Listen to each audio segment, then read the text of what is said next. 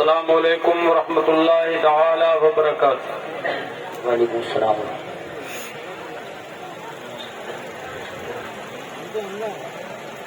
الحمد للہ وحدہ والصلاة والسلام علی من لا نبی بعدہ وعلی آلہ وصحبہ اجمعین،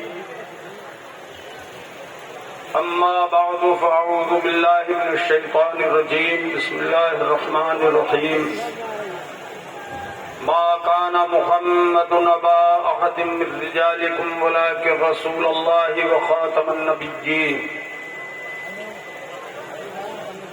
درود پاک کا نذرانہ پیش کریں صلی اللہ تعالی علیہ وسلم وعلی آلہ وصحبہ اجمعین۔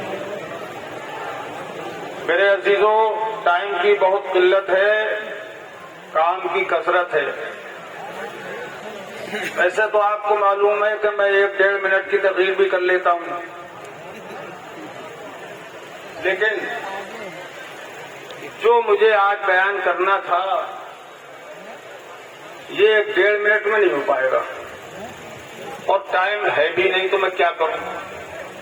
یہ کشمکش وقت کی دامنگیر ہے، اور بہت ضروری چیز تھی وہ جسے مجھے کہنا تھا۔ حضرات، عرس نوری کے موقع پر میں نے خانقاہ شریف میں جو عرس مبارک ہوا، حضور مفتی اعظم میرے پیر و مرشد کا رضی اللہ تعالیٰ عنہ، تو ان کے تعلق سے میں نے علماء کرام اور طلباء اسلام کو یہ سجھاؤ دیا تھا، اور سجھاؤ بھی اس لیے دیا کہ اگرچہ علم میں تو یہ سب حضرات مجھ سے کہیں زیادہ ہیں، لیکن عمر میں تو اب کمی ہوں گے جو مجھ سے زیادہ ہوں، تو یہ حق ہے تھوڑا سا کہ میں سجھاؤ کو ہی پیش کروں۔ حضرات، سرکار اعلی حضرت رضی اللہ تعالیٰ عنہ نے ہر باطل فتنے کا ایسا رد بلیغ فرمایا اور ایسی سرکوبی فرمائی کہ وہ فتنے دفن ہو گئے لگ بھگ، اور کچھ زندہ درگور کر دیے، اور کچھ اب وہ پھر سے سر اٹھا رہے ہیں۔ میرے عزیزوں، اب میں جلدی سے بات اپنی کہہ دوں، اب تقریر تو کبھی زندگی میں موقع ملے گا تو پھر کر دوں گا انشاءاللہ۔ ایک مجھے بتاؤ، آپ حضرت آدم علیہ السلام کا نام آپ جانتے ہو، آپ کے باپ ہیں جد امجد ہیں، کتنے ہیں؟ آدم کتنے ہیں یہ بتاؤ مجھے۔ ارے سب بولو نا یار، جلدی جلدی کام ہوگا، اوپر والوں کے بھی ایک ہی نا۔ ارے بول دو میرے بھائی، 2-4 منٹ میں کام تمام کرنا ہے ہم کو، ایک ہی ہے نا، اس میں کوئی شک ہو کسی کو تو نہ بولے۔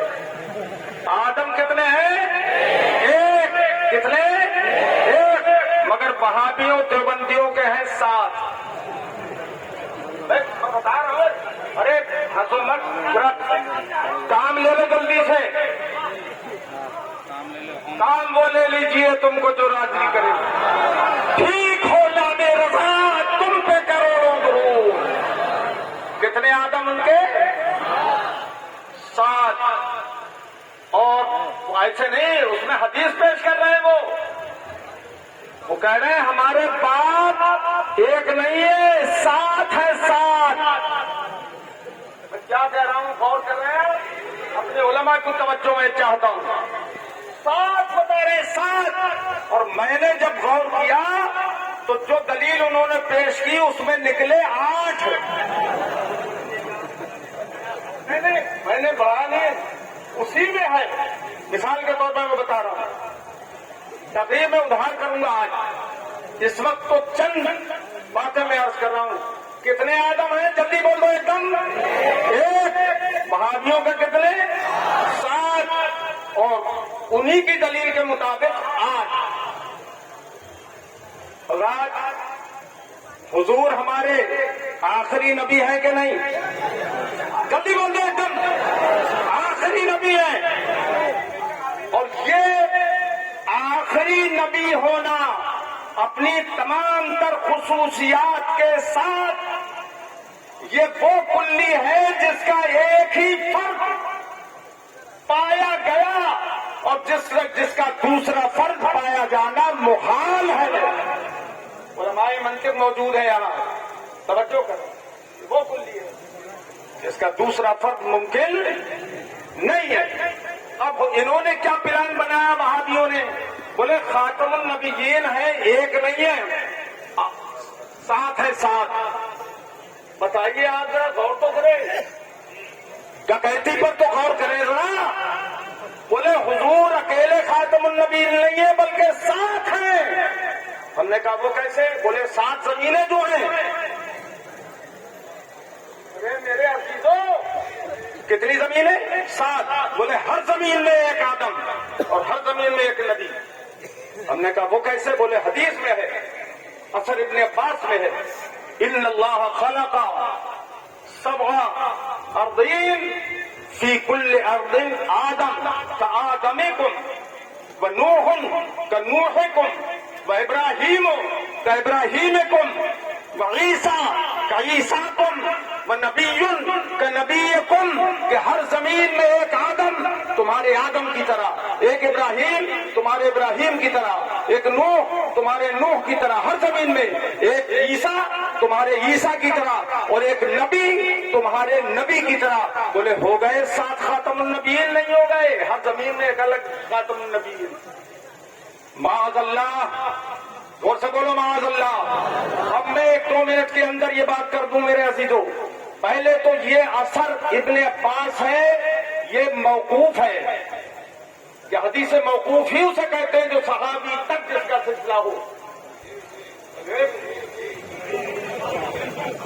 مرفوع وہ ہے جو سرکار کا فرمان ہو, سرکار تک پہنچے, اور مقبول وہ ہے جو صرف تابعی تک رک جائے. یہ موقوف ہے کہ اثر ابن عباس ہے.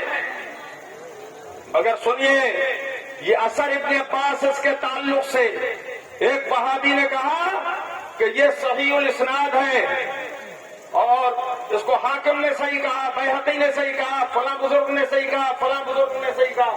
مگر میں عرض کروں, سنیے اے میرے عزیزوں, اس کو حاکم نے صحیح الاسناد کہا ہے, مگر یہ بھی اصول ہے علم حدیث کا اور علم اصول فقہ کا کہ صحت الاسناد لا تستلزم صحت المتن. اسناد کی صحت, سند کی صحت, متن کی صحت کو مستلزم نہیں ہوتی. اور جن بزرگوں نے اسے صحیح کہا انہوں نے صحیح السند کہا ہے, صحیح المتن نہیں کہا. متن کا مطلب جو مضمون حدیث ہے وہ صحیح نہیں ہے, اس لیے کہ وہ مضمون حدیث تو ڈائریکٹ آیت کریمہ سے ٹکرا رہا ہے. کہ آیت نے فرمایا حضور ہی خاتم النبیین ہے, ایک ہی خاتم النبیین ہے, اور یہ حدیث جب اس سے ٹکرا رہی ہے تو اس سے تکذیب قرآن لازم آئے گی, اور قرآن کی تکذیب اللہ کو جھوٹا بتانا ہے, اور اللہ کو جھوٹا بتانا یقیناً کافر ہونا ہے. بولو بے شک بے شک. بولو کافر ہونا ہے کہ نہیں ہے؟ تو اعلیٰ حضرت امام اہل سنت نے قاسم نانوتوی کے سارے دروازے بند کر دیے, مگر یہ فتنہ کتابوں میں رہا, اب پھر سے چل کھڑا ہوا ہے. بولے 7 آدم. ہم نے کہا غلط بولتے ہو, 7 آدم ہے تو مجھے بتاؤ. قرآن پاک نے فرمایا انی جاعل فی الارض خلیفہ. سبحان اللہ, سبحان. کنجوسی نہ کرو, زور سے بول دو سبحان اللہ. فرمایا اللہ پاک نے میں زمین میں ایک نائب اپنا بنانے والا ہوں, ایک نائب. اب تفصیل تو قرآن پاک میں سب لکھی ہوئی ہے. ایک نائب فرشتوں نے جس کے تعلق سے جو کیا اللہ نے اس کا جواب دیا, لیکن حضرت آدم کے تعلق سے یہ بات فرمائی تھی اللہ پاک نے. تو بتائیے کتنے آدم بنائے گئے تھے؟ بولو کتنے؟ پتلے کتنے بنائے گئے تھے؟ ایک. آدم کتنے بنائے گئے؟ ایک. پھر حکم دیا سجدہ کرو آدم کو, اسجدوا لآدم. میں ان سارے وہابی چیلے چپاٹوں سے, مولویوں سے, ملوں سے پوچھتا ہوں, دنیا بھر میں یہ آواز جا رہی ہے, کوئی دنیا کا ملا مجھے بتائے کہ جنت میں جو سجدہ کرایا گیا تھا حضرت آدم کو وہ ایک آدم تھے یا 7 تھے؟ بے شک بولو تو اچھا بولو۔ کتنے تھے؟ بولو کتنے تھے؟ ایک۔ اب حضرت آدم کی طرح اگر ساتوں زمینوں میں آدم ہیں تو میں پوچھتا ہوں یہ بتاؤ کہ ان آدموں نے جو تمہارے 6 اور بچے یا 7 بچے انہوں نے سجدہ کیا حضرت آدم کو یا نہیں کیا؟ وہاں تھے یا نہیں تھے؟ بولو وہاں تھے یا نہیں تھے؟ اب حضرت آدم کی ذریت نکالی گئی ان کی پشت مبارک سے، یہ بتاؤ مجھے وہ 7 آدم نکلے کہ نہیں نکلے؟ اب وہ 7 آدم حضرت آدم کے بیٹے ہوئے نہیں ہوئے؟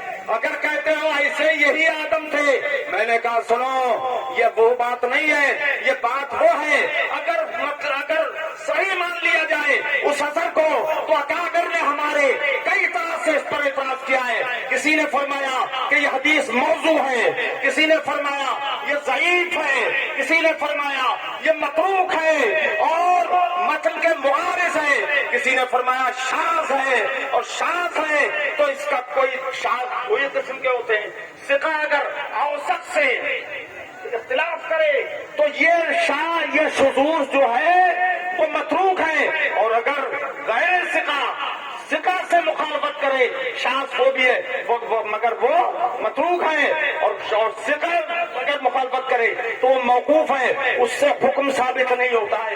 حکم جب احکام میں ثابت نہیں ہوتا تو عقیدہ کیسے ثابت ہوگا؟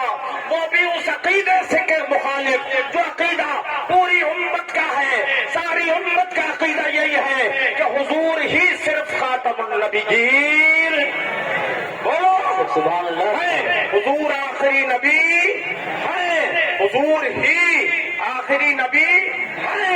حضور نے فرمایا لا نبی آبادی، میرے بعد کوئی نبی نہیں ہو سکتا۔ کیا اس میں نکات اور نکت درایات ہیں وہ پیش نہیں کر سکتا؟ بہت حدیث ہے۔ اس وقت بھی الحمدللہ میں حضور مفتی اعظم کا ادنا غلام سنا سکتا ہوں کہ حضور آخری نبی ہے، حضور آخری نبی ہے، حضور آخری نبی ہے، اور اعلیٰ حضرت کا فتویٰ، سارے علماء اہل سنت کا فتویٰ جو حضور کو آخری نبی نہ مانے وہ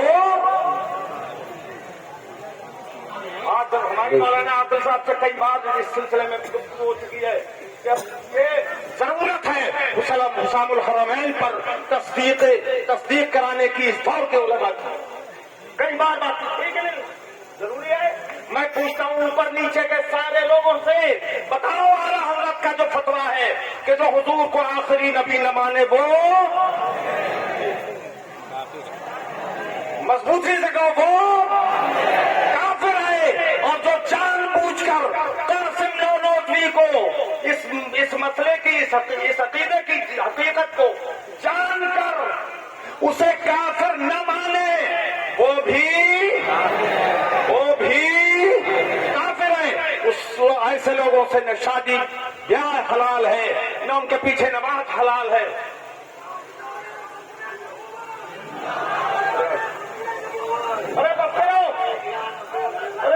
ٹائم نہیں ہے،